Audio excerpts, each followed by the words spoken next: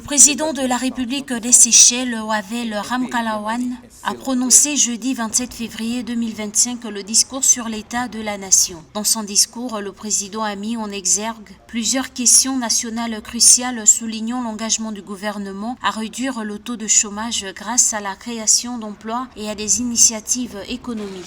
En outre, le chef de l'État séchellois a réaffirmé l'engagement de la nation à préserver l'intégrité territoriale des Seychelles, y compris ses vastes territoires marins. Ces efforts visent à renforcer la stabilité nationale, à protéger les citoyens et à préserver les ressources naturelles du pays pour les générations futures.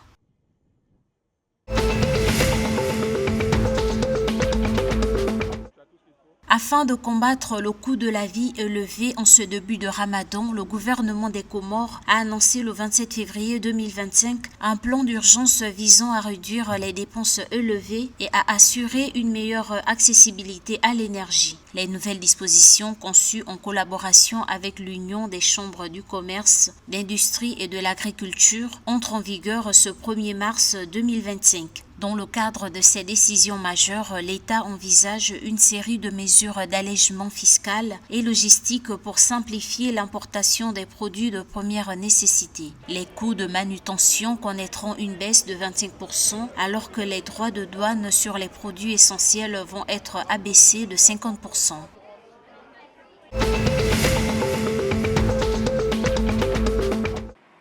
Le Fonds monétaire international FMI a octroyé un nouveau décaissement d'environ 101 millions de dollars en faveur de Madagascar, servant ainsi à booster la trésorerie publique. Information partagée le 27 février 2025 par le ministère malgache de l'économie et des finances. Selon le FMI, le financement est constitué d'environ 48 millions de dollars au titre de l'accord portant sur la facilité élargie de crédit et d'environ 53 millions de dollars au titre de l'accord relatif à la facilité pour la résilience et la durabilité. Le FMI recommande également à Madagascar de continuer à améliorer la mobilisation des recettes intérieures et de garantir le redressement financier de la Compagnie nationale d'électricité et d'eau.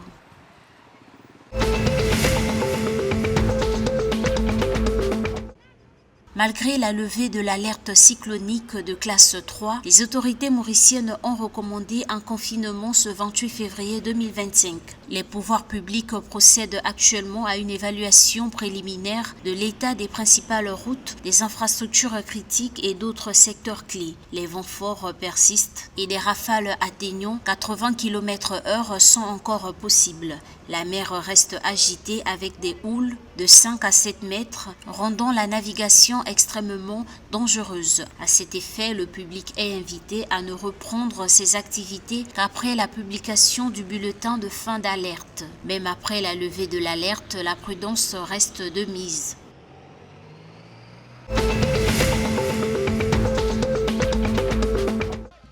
Les amateurs de football à Madagascar ne pourront pas soutenir les Baréas à domicile.